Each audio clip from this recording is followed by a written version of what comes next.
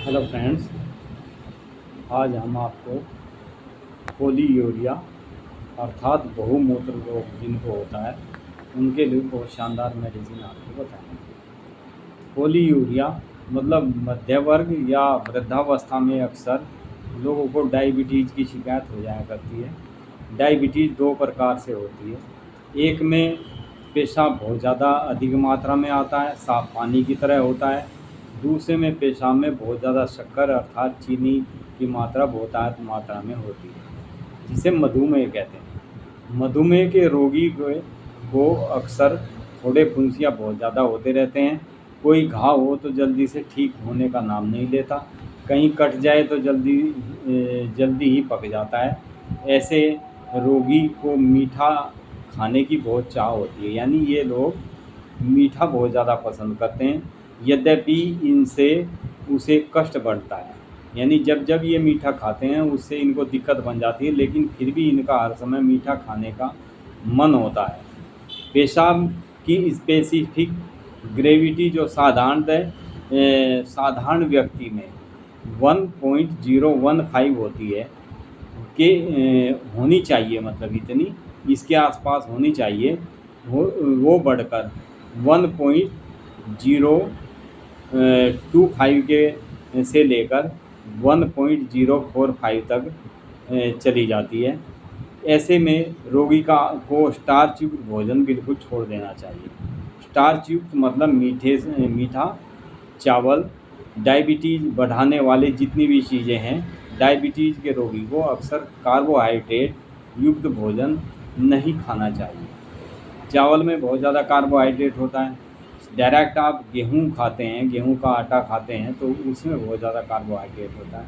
इसलिए आप कोशिश करें, यदि डायबिटीज़ के पेशेंट हैं तो मिक्स आटे का यूज़ करें। आप 4-5 तरह का मिक्स आटा, जिसमें गेहूँ सबसे कम मात्रा में हो, वो लें। उसका आप रोटी खाएँ, क्योंकि शुगर जिनको बढ़ जाता है उन्हें अधिकतर प्रोटीन व फैट पर निर्भर करना चाहिए, यानी प्रोटीन और फैट उनको ज़रूरी चाहिए, लेकिन कार्बोहाइड्रेट को उनको बिल्कुल त्याग देना चाहिए। सब्जियों का अधिक से अधिक मात्रा में प्रयोग करें। ऐसे पेशेंट कार्बोहाइड्रेट में जो विटामिन है उनसे वंचित रहने से यदि रोगी सब्जी अधिक खाएगा तो उसमें विटामिन की काफ़ी पूर्ति हो जाती है। यानी कार्बोहाइड्रेट यदि आप भोजन में लेते हैं, उसकी जगह यदि सब्जी आप ज़्यादा खाते हैं, हरी सब्जियां ज़्यादा खाते हैं, तो उसमें आपके जो विटामिन्स, कार्बोहाइड्रेट युक्त भोजन करने से जो विटामिन्स हमारे शरीर में उत्पन्न होते हैं, वे आपको सब्जियों के द्वारा शरीर में विटामिन्स की काफ़ी हद तक पूर्ति कर देती है। शरीर में पैनक्रियाज नामक एक ग्लैंड है जो एक प्रकार के हार्मोन्स का स्राव करता है। ये पैनक्रियाज ग्लैंड हमारे लीवर के एकदम नीचे होता है, जिसे इंसुलिन कहते हैं। जो पैनक्रियाज स्राव होता है उसी को इंसुलिन कहते हैं। इंसुलिन का कार्य हमारे शरीर में शुगर को संचित करने में मदद करने का काम इंसुलिन करता है।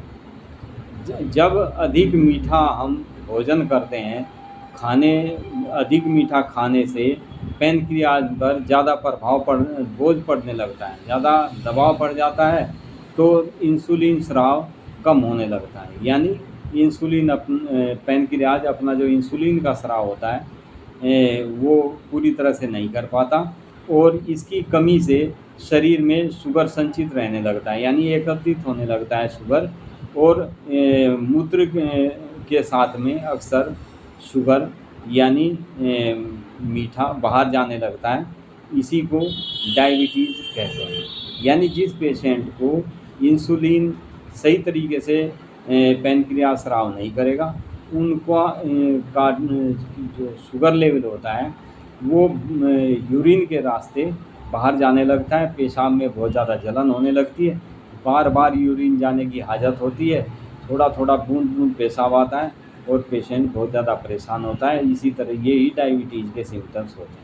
परंतु जो बहुमूत्र होता है, जिसे पोलीयूरिया कहा जाता है, बहुमूत्र यानी जिनको बहुत ज़्यादा बाथरूम आता है और बार बार जाना पड़ता है, जिसमें पेशाब का आपेक्षिक गुरुत्व बहुत नॉर्मल से कम हो जाता है, पेशाब का गुरुत्व भार जो होता है 1.008 तक आ जाता है, उस समय ये जो मैं मेडिसिन बताऊंगा, इस मेडिसिन को लेने मात्र से आप में आपके शरीर में बहुत अच्छे प्रभाव देखने को मिल आएंगे। इससे जिस व्यक्ति को बार बार पेशाब जाना पड़ता है, पेशाब मात्रा में बहुत अधिक आता है, रोगी बहुत कमज़ोर हो जाता है। यानी जिसको बार बार यूरिन जाने की शिकायत होगी तो उसको कमज़ोरी बहुत ज़्यादा आ जाती है।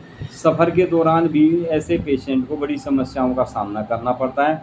ऐसे रोगी को अपने भोजन में कम से कम 50 ग्राम कच्ची भिंडी का सेवन हमेशा करना चाहिए।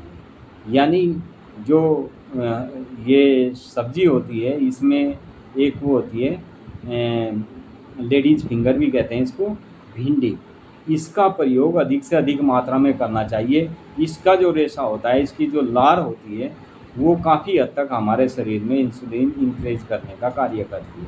और जो दवाई मैं बता रहा हूँ, यदि इस दवाई का आप सही तरीके से नियमित प्रयोग करते हैं तो रोगी को पूरी तरह से स्वस्थ किया जा सकता है। 6 से 7 महीने अगर नियम से इस मेडिसिन को ले लेते हैं तो ये मेडिसिन बहुत ही सिंपल मेडिसिन है, बहुत ही कम मेडिसिन है। इसमें जो कंबाइन हम बताएंगे और आप बड़े इजीली बना सकते हैं। इस मेडिसिन में सबसे बड़ी चीज़ है कि इसमें होम्योपैथिक का जो सबसे बेस्ट टॉनिक होता है, वो आपने सुना भी होगा। जो होम्योपैथिक का सेवन करते हैं वे जानते हैं कि होम्योपैथिक में सबसे बेस्ट टॉनिक आता है एल्फ़ा एल्फ़ा नाम से। इसके अंदर एल्फ़ा एल्फ़ा मदर टिंचर आपको लेना है, 100 ml आप एल्फ़ा एल्फ़ा मदर टिंचर ले लीजिए। दूसरी मेडिसिन इसमें आपको 30 ml लेनी है, वो लेनी है प्लम्बम मेट। प्लम्बम मेट को आप 30 पोटेंसी में देकर अपने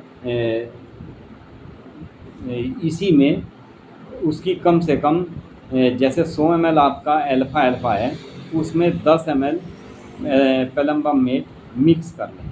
उसी के साथ आप कास्टिकम 30 पोटेंसी में ये भी उसी में आप मिक्स कर लें। इस मेडिसिन को आप अच्छी तरह से हिला लें। ये ध्यान रखें जिस समय भी आप इस मेडिसिन को लें, आप अच्छी तरह से इस मेडिसिन को हिलाएं।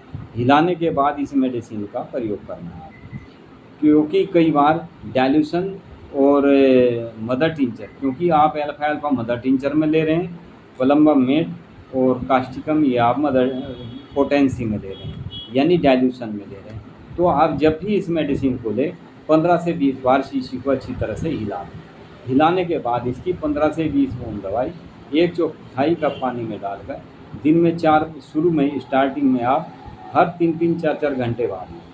जैसे आपको लगे कि मुझे अब बार बार पेशाब नहीं जाना पड़ता, बार बार यूरिन के लिए परेशान नहीं होना पड़ता, फिर आप इसे दिन में 4 बार करें। इसी तरह जैसे जैसे आपको आराम होना शुरू हो जाता है, इसको दिन में 3 बार करें।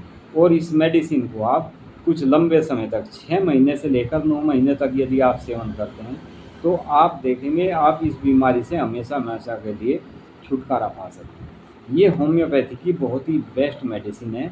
इस मेडिसिन में आपके शरीर में जो बहुमूत्र यानी पॉलीयूरिया एंड डायबिटीज़ दोनों चीज़ों के कारण जो शरीर में कमज़ोरी आ जाती है, उसके लिए बहुत शानदार मेडिसिन है ये।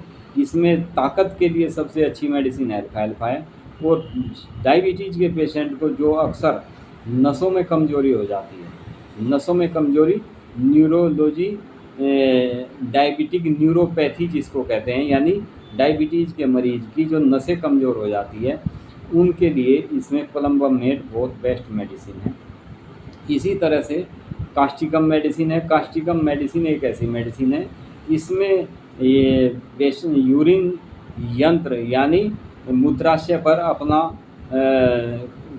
असर ख़त्म हो जाता है, यानी मूत्राशय पर अपना जो रोकने की शक्ति होती है उसकी वो ख़त्म हो जाती है। उसको ये स्ट्रॉन्ग बनाने का कार्य करती है। हमारे मसाने अर्थात किडनी को बहुत स्ट्रॉन्ग करती है। जो व्यक्ति अक्सर यूरिन के लिए जाते हैं, बार बार यूरिन जाना जिनको पड़ता है, और अगर वे टाइम से यूरिन पास के लिए नहीं गए तो उनका कपड़ों में निकल जाता है, उसके लिए कास्टिकम बहुत मेडिसिन है। यानी पेशाब से संबंधित जितनी भी दिक्कत है उनके लिए सबसे बेस्ट मेडिसिन है कास्टिकम। कई का जो यूरिन अपने आप निकल जाता है उसमें भी बहुत अच्छा कार्य करती है। तो फ्रेंड्स, ये थी आज की मेडिसिन बहुमूत्र, यानी जिनको बार बार पेशाब जाने की दिक्कत होती है और जिनको साथ साथ में डायबिटीज़ की भी शिकायत होती है, यानी ये दोनों चीज़ें, दोनों दिक्कतें एक दूसरे से कनेक्ट हैं। तो इस मेडिसिन को आप लेंगे तो बहुत जल्दी इस बीमारी से छुटकारा पा लेंगे। ऐसा व्यक्ति दिन प्रतिदिन कमज़ोर होता चला जाता है, शारीरिक कमजोरी हो जाती है, सांस लेने में भी दिक्कत होती है, ऐसे व्यक्ति को सांस फूल जाती है ज़रा से चलने में ही, हर समय व्यक्ति थका थका रहता है।